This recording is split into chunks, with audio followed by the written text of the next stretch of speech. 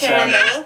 So today, guys, we're gonna be doing a story time, and I know we ain't doing story time in a long time, but today we're gonna be doing a story time about how Mike came about, or basically how he was born. So yeah, if y'all want to hear one about Samia, because even though we didn't get to vlog her birth, we can still, of course, we remember. Of course. Story time about how she was born, because her story is totally different from her brother's. Way different. So, yep.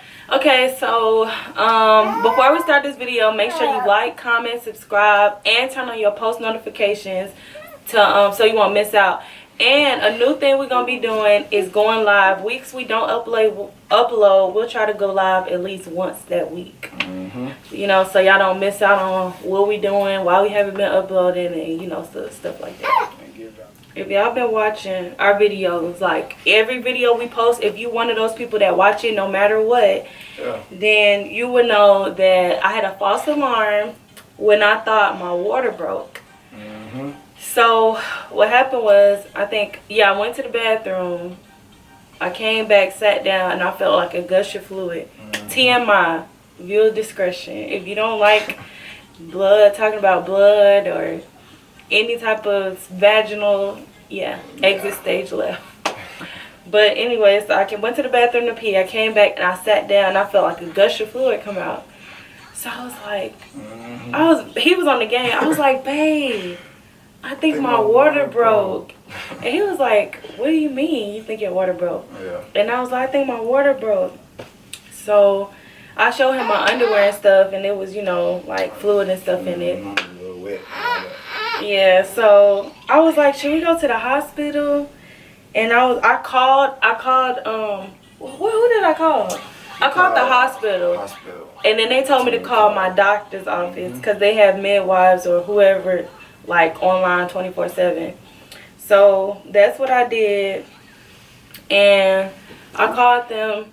And then the lady was basically saying, like, she wouldn't know. I would have to come in and get some tests done. So, of course, we already had our hospital bag packed.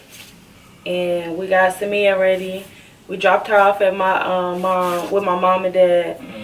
And we went straight to the hospital. Had to, boy, cause it wasn't no telling if she was gonna have a baby like any minute or a little bit from then. We didn't really know, cause you know. How did you feel? With Samia, she was induced, so we didn't go through the whole, you know, water break experience and having to do all the extra stuff. So you know, it was a little different for us. I was just excited really because Mark was on the way. He was my first boy, and I ain't never had a son before. And plus, it's always a beautiful thing to have kids, you know. So yeah, we was on our way to the hospital, and then we got there, and you know they ask you what your name and all the information at the desk. Who you go to, who your midwife and doctors and all that, and they sent us to the triage. No, we went straight to a room. We didn't go to the triage. We went straight to the room. And I sat in there. Of course, you gotta take all your clothes off, put the little hospital gown on. So I did that, and it was such a long process. Like, we had to wait for the doctor to come in to check me. Then another doctor came in. Then I had to get an ultrasound. And all of that took like 6 hours almost. Because we went at like 3 in the morning. And we didn't come back till what? About 8? Yeah, 9. It was like 9-ish. We came back. So yeah, it felt like forever. I was so tired. Like, every time I tried to close my eyes and go to sleep, a nurse came in to check me. So y'all know that, well, if you've been to the hospital, you know how the hospital life is. Like, nurses come in frequently. So, basically they were saying my water didn't break. I was dilated 3 centimeters. 3 centimeters. I was dilated 3 centimeters. Remember that. So I'm guessing it was just fluid coming out from me dilating or whatever. And the ultrasound I had got is when I found out, he said the baby was going to be 8 pounds. And I was like, what? 8 pounds? And he was like, yeah, is that what they told you? Because he was the type of ultrasound tech that didn't really say much or talk. He was just going and feeling around. And I'm just thinking, like, watching his facial expressions to make sure, like, okay, is everything good? How much does the baby weigh? Like, he wasn't saying anything, so I had to ask. all the measurements and all that. Cause he was just like, he'll be searching for whatever he's searching for. And then he'll just type in, he'll just keep typing in stuff. Just doing his job, basically.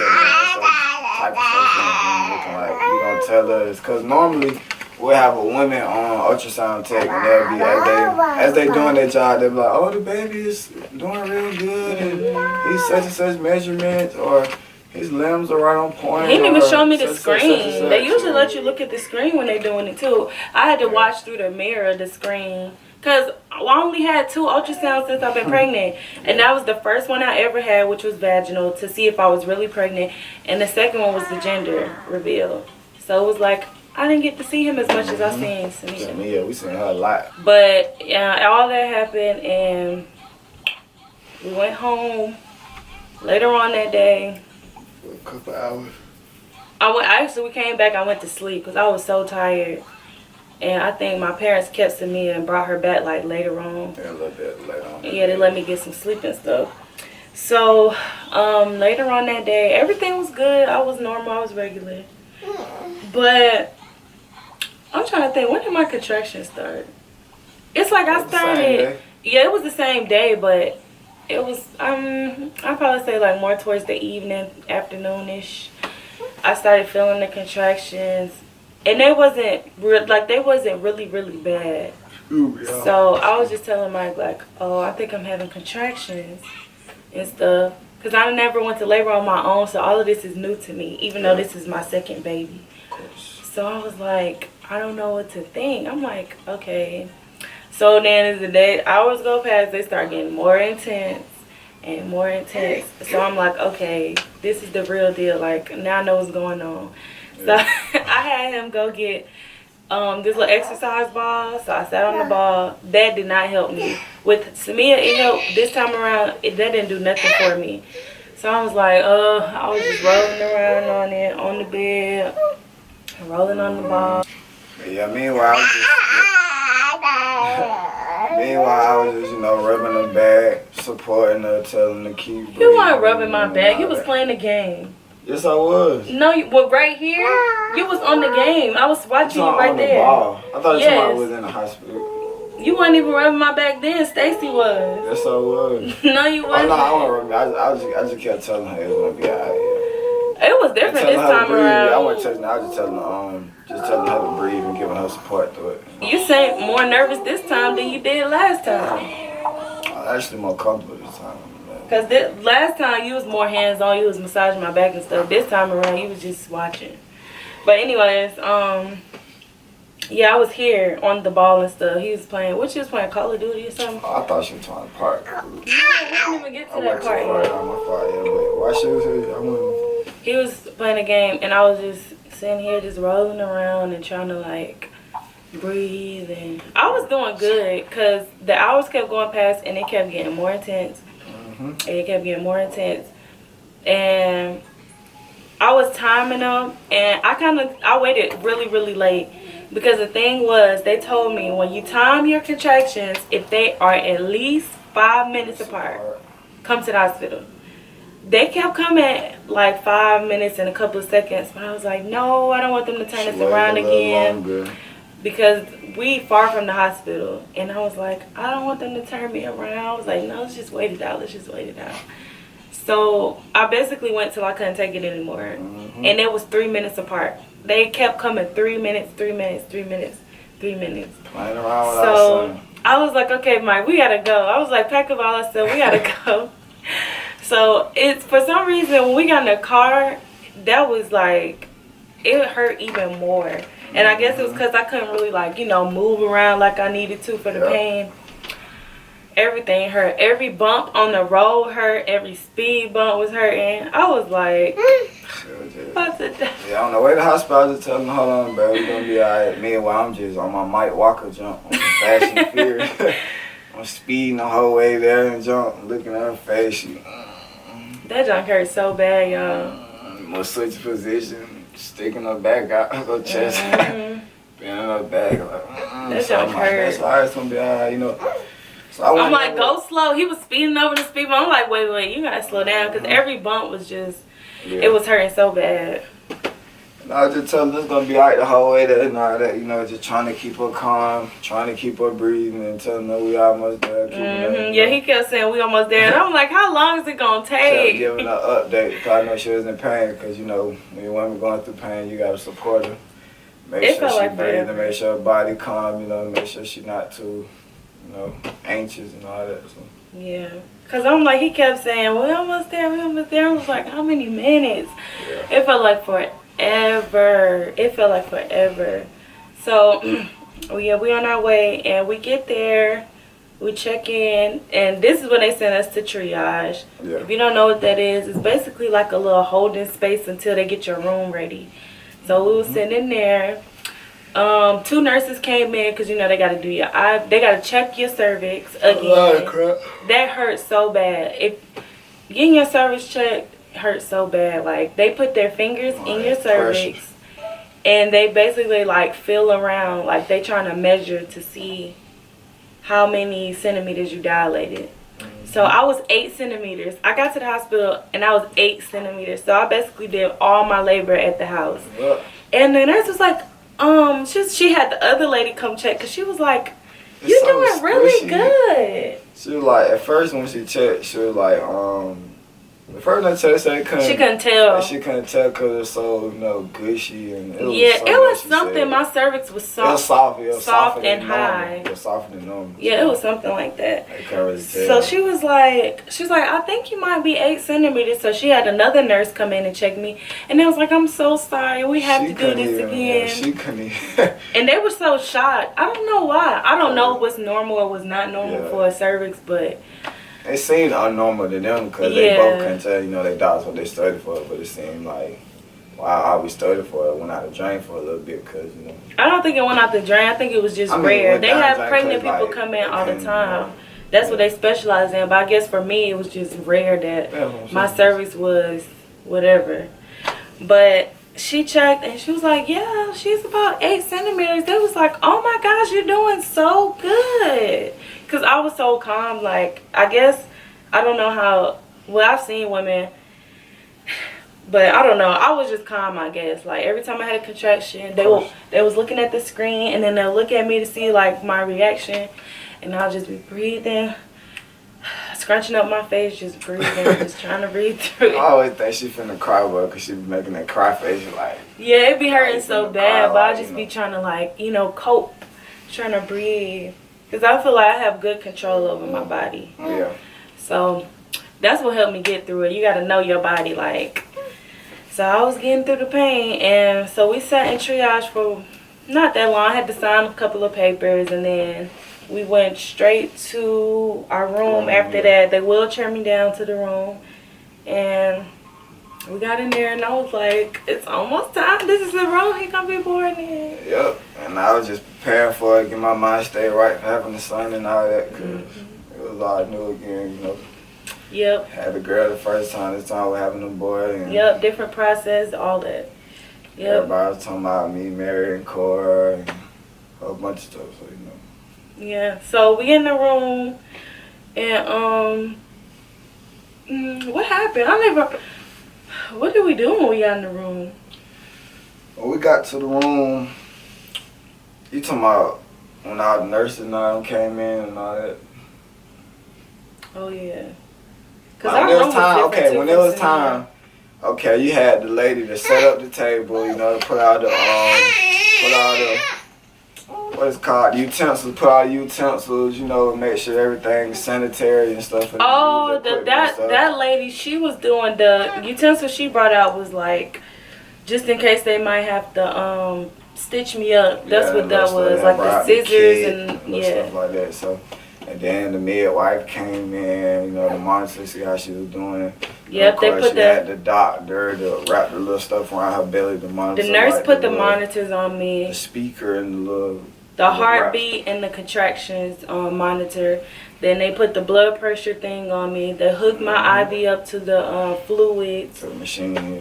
Yeah, because you got to take fluids, I guess. Yeah, because you lose a lot of fluids when you, all that blood and fluid and stuff. So, yeah, you got to take fluids through your IV. And then what else did they? Oh, they put the little thing on my finger. I forgot what that was for. I think my pulse or my iron. Yeah. It was something like that. It was pulse, yeah. But yeah, they put that on my finger, and I was just going through it. Like, it was getting worse and worse and worse. And the midwife came in, which I kept seeing. Like, we saw her often, like during checkups and stuff. The midwife that it's so coincidental that the night that I was going into labor, the midwife that we kept seeing all throughout the pregnancy was there. I swear everything happened for a reason. So Stacy, her name was Stacy, she was there, and she is so nice. Like, she been seeing me for a long, like, since I've been pregnant with Samia. And so I was happy she was there because I feel comfortable with her. So she was in there, comforting me, rubbing my back, telling me to breathe, telling me to moan. She's like, moan if you need to. Moan if you need to. And she was so nice, though. Like, she was, trying to keep me calm. Because at that time, I think I was on the ball. So she asked me, like hours in or whatever. She came and asked me, like, do you want the epidural? And when we was in triage, they asked me that, too. Yeah. And I said maybe, and they was like, okay, if you make it, because I was already 8 centimeters, so they was like, we don't know if you're gonna make it. Boosted up from 3 to 8 real quick. So it took so long, but I was on that floor. Yeah, so Literally, I was on the floor, having a dang anxiety attack, because I'm like, where is this epidural? They ain't gonna never come. She was like, soon it was time for her to almost get it, and then they told her to wait like 10 more minutes because the dude kept like, I forgot what it was. It's when you get the epidural, they have to put in my paperwork or something. They have to send some paperwork in, because I guess medication go by your weight, and I guess I don't know. Oh, that. Yeah, that play hand in hand. So they had to. You need or what dose, how many doses, or how much of the doses they need to get. So they had to send in my paperwork, which they said was gonna be quick, but it felt like forever. That was what was 10 minutes, and then doctors, they have other people they have to care to, so it's like a waiting list. Like, whoever called first is who you go to first. Yeah. So they was basically telling me like, okay, I kept asking. So when my stuff went in, it was like, okay, your stuff is in, it got approved or whatever they were saying. And it was like, so now we're just waiting for the doctor. He's on call. Yeah. So I was like, oh my God. I swear I felt like they was never. I was like, they ain't never gonna. I was literally on the floor. I was on the floor like this. I was like, the epidural never gonna come. My baby down her legs, like. I was on the floor, boy. I was going through it. That pain is the worst, I swear to God. But I would never want to feel nothing like it, but yeah. But they got the I was just about to say. We're gonna buy the little what's it called, the baby pregnancy simulator, baby. It's a muscle simulator thingy. Yeah, to feel how I feel. Yes, I'm ready for that. To put ourselves in the women's shoes to see how the pain be when they give birth and how many levels, because the pain goes from the bottom, and then it goes from intense, yes. From alright to your excruciating. From 1 to 10, I believe. Yeah. From 1 to 10. Cause we think it's easy giving birth, cause it look easy, but we all know it's painful. It don't look easy. From what you saying, you think it look easy? You think it look easy? Exactly. It don't look easy. It don't even look easy. It's just like, but it's for the dudes that, it's for the dudes that say it look easy and they wrong. They never been through it. Yeah. I was on that floor, y'all. I swear that was the worst. My fault, man. No, go ahead. I'm listening. Even though it's a lot of men that see it, they go through it, they still don't think it's painful as they girl say it is. So, so they got to simulate for you. They probably be thinking we be exaggerating. Nah, that pain is real. But yeah, so I was on that floor. He finally came. Now, this is something I remember. With my daughter, when I got the epidural, they did it a little higher up on my back. This time around, he did it a little lower. So I don't know if that had anything to do with why it didn't last long, or if it was because I was dilated so far along that he had to do it like that. I don't know. But he put it in, And I remember he was walking out the room. He's like, did it kick in yet?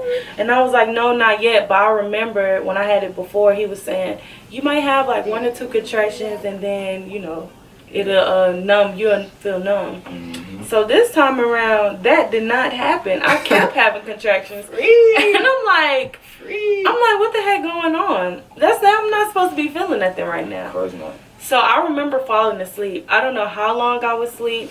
All I remember was Stacy came in and said, she said, you get the epidural. I'll let you rest for a while. And then when you wake up, you'll be ready to push. And I was like, okay. So all I remember, I fell asleep. I don't know how long I was asleep because that medicine will knock you out. All I know was the contraction woke me up. I woke up to some pain. And I'm like, what the heck going on? I'm not supposed to feel nothing. And the only thing was numb was my left leg.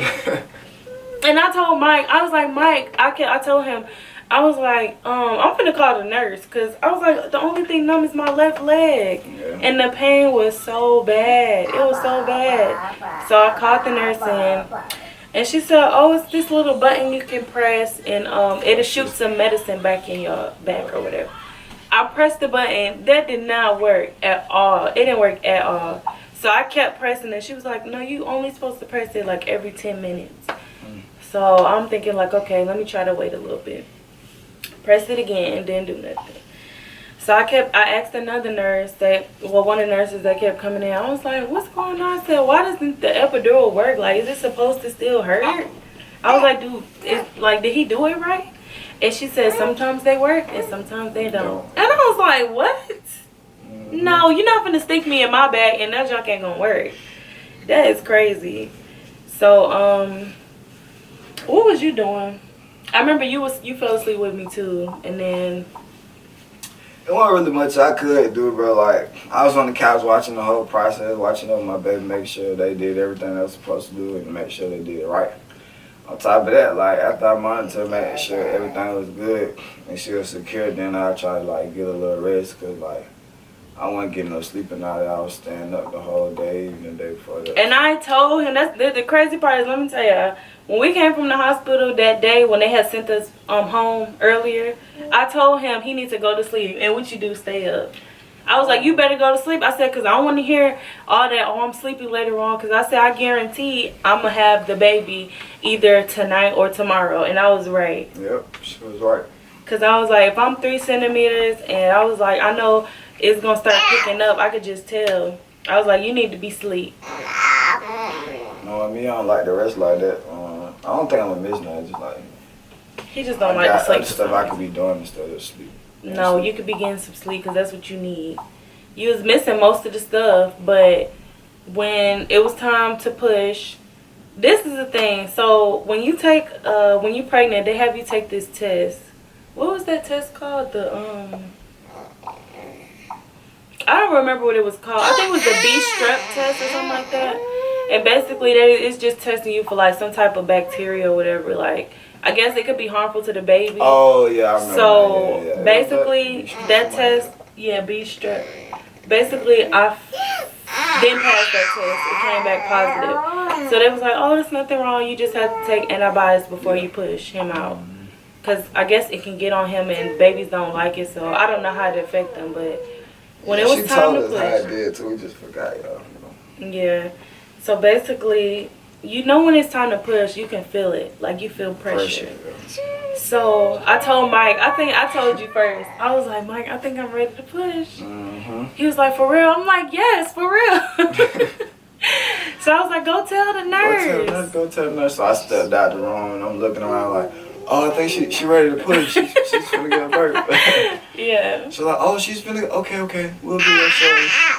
So, like, a couple minutes later, you know, they all come rushing in. And I think they told her to, they told her to hold on. 10 minutes, because I think I was taking penicillin fluids, and they was saying it wasn't done running its course. At a certain amount of time or something they had to get past. It was something. Yeah, it was the fluid. I remember the fluid I was taking for the B-strep, it wasn't done going, like, the bag was still full. So she was telling me, she said, when the bag is empty, you know, then you can push the medicine to be in your system. So I was looking like, that's going to take forever. She was like, no, it's not. I promise you it's not. So I kept looking at that bag. And it was going by so slow, like them contractions. And I was basically like holding my push. Like when I felt like I had to push, I just couldn't do it. I was I was trying my best not to. I feel sorry for. Imagine you're having a whole couple hours or whenever your labor is, and then all the way up until the time you gotta wait. It's like having to take a dump or some junk. And you gotta hold it. And it comes. So we back. We back in this thing. Alright, y'all. Like a chicken wing. So basically we're saying, that was so lame. We're talking about how, like, we're talking about the time difference between Samia and the time difference between giving birth. What? I basically saying why, like, it took so long for her to push Mike out versus Samia. Like, you know, his head was bigger. She was 6 pounds 7 ounces. He was 8 pounds 1 ounce. You know. Yeah. So wait. Before we get into the weight, he was basically just saying it took longer. When I was pushing, it took longer. So when he finally came out, I had no clue he was gonna be that big. So he come out. Of course, Mike cut the cord. Yeah. How does it feel cutting the cord? Like for people who don't know. Like, it's like gushy. Is it rubbery? It's like a solid, gushy, like a rubber, like you kind of rubber, like solid, but it's like it's a little mushy for you to. Yeah, the umbilical cord. That's what attached to your belly. That's where your belly button is formed from, the umbilical cord, and it goes to the placenta. Now, let's get into the afterbirth. So after he comes out, I'm holding him. He's on my chest. You know, you gotta get that mom and child bonding time, skin to skin. Yes. So I'm bonding with MJ, and the midwife Stacy is basically like, okay, you're gonna feel some pressure. Yeah. So she started like jiggling my stomach and pushing down, and all the blood and fluid started coming out vaginally, you know, like just running out like liquid, like it was liquid, cause like blood was just coming out. Along the placenta stuff, all the fluid from the placenta coming out with the blood, and they catching it all in the bag and looking like. They caught all that in the bag? Oh yeah, because they won't want it all on the floor. Yeah, they got a little thing under your girl when she giving birth, you know, just like they got like a little pouch, you know. I didn't know that. I always wonder like, they catch all where does all the fluid go? Like, I know it don't be on the placenta and all I should have known. The placenta they usually put in a separate bag though, right? Cause I seen her when she was carrying it. In a bowl, they put it, and they put it in a little container, put the placenta in a little. I wonder what they do with the placenta. Cause they the one they do it, even break it down to pill form, so you want to take it like. You know, but that's if I asked them like if I want to take it, but you got to pay for that. Or just get rid of it. Mm-hmm. I don't think they just get rid of it. I know my mom was saying sometimes they test people placenta and sometimes they can use it for other things. I don't know for sure, but I saw the placenta and it looked exactly how I thought. Like it was just a big nasty slab of pink organ with veins and stuff running through it. Nasty, It was so funny. His face. Brain. You know what part we left out? I'm surprised you didn't say. What? About the poop part. Mm-hmm. When I was pushing, it's embarrassing, but it happens. It happens. So I didn't know I was pooping on myself because I couldn't feel it. I just remember looking at Mike's face and I was like, "Why you looking like that?" Like when she pushed, like she was like. It was the first time I pushed. But she was pushed so hard, but she had to take a dump, so it was coming out. And I just wipe it. I just wipe her butt, wipe the boob as it come out, and then stuff the rag. They keep wiping it from the front and stuff the part that right under her butt. Why was they doing it like that? Kept wiping and sweeping it under. Every time she pushed, like some boo boo would come out. You know, might come out a little bit because she's struggling. She got to push real hard. It had to be from that medicine they gave me. She's trying to stretch out. Mike was so big, she ain't never had a big baby before. So. Yeah, we kind of went a little too far up. So when I was pushing him out, that ring of fire that they was talking about, it really didn't feel as bad as I thought it would. Like, it wasn't bad basically. Like he was coming out You know, once you get the head and stuff, the shoulders, like tip of the shoulders, the rest of the baby just slide out. Yeah. So yeah, but yeah, so the placenta and all that stuff, and then I pooped on myself. I was shocked because I think, I don't know, maybe it was the medicine. You know, when you take like antibiotics and stuff, make you have diarrhea. That don't stink, but yeah. I had no clue. I just remember looking at Mike's face, and his face was like all scrunched up, like he was disgusted. But I thought he was disgusted because of how it looked, like all the blood and all that stuff, or his head coming out. Cause you know, I seen birth on YouTube, but I know mine. I don't know. I couldn't see. They asked me if I wanted a mirror, but I was too focused on pushing. Like, I ain't had time for no mirror, even though I did want to see it. But so fast forward after all that, you know, all the doctors leave the room. Me and Kora get our one-on-one time. And I breastfeed him. Bonding with the baby, you know, to get him to latch on and all of that. Yeah, so. And then Mike holds him. Yep. How'd you feel holding him for the first time? I felt great. I felt like a new man. I felt like I was born over again, even though I was having another kid, you know, like I was having a younger me. I know I wanted to give him a better life than I ever had, and I wanted him to be 10 times better than I did. I mean, I wanted him to be 10 times better than what I do, or who I am. I want him to be better, of course. Every dad should want their kid, their son specifically, to be better than them. You know, taking that man role on in society can bring a lot of pressure and a lot of mistakes. Yeah, because I remember someone was telling me, they was asking me what the baby name was, and I told them he was a junior. And, oh, it was my cousin Prince. When we went to see them for Thanksgiving, we went to go see our cousins. Yeah. And he was saying he didn't want his kid to be a junior, or I think he is a junior, but he don't call him junior. It was something of that, like something in that category or range or whatever. And he was saying because he feel like when you called a junior, you have to live up to what your father did. Like, say, if you was a professional basketball player and your son, who's a junior, like, people would be like, oh, you gotta be like your dad. You gotta play pro ball. And that's definitely not true. Just because you a junior does not mean you have to be exactly like your dad. You're your own person. If you want to play football, then go for football. You don't have to play basketball just because that's who your dad was. That's who he was famous for. Yeah, and that happens a lot with boys that are juniors. Walking in that dad's shadow. Yeah. Trying to become better than what they did. And then sometimes they be feeling lost. Like, I'm not my dad. I can't be him. I would never be him. I don't like to do what he do. I'm my own man. I want to make my own name for myself instead of walking in my dad's shadow and giving me all his accomplishments and telling me I have to be every accomplishment that he ever achieved. Yep, and it can go either good or bad. Even if your dad was a bad person and you just want different. Like, I'm not going to be like him. I'm not going to fail in school or fail in life or whatever the case is. Yep. I'm my own person. I want to be better. It can go either way, good or bad. But yeah, so he's a junior and he's going to know he's a junior, but he also going to know that you don't have to be the same way your dad is. You your own person.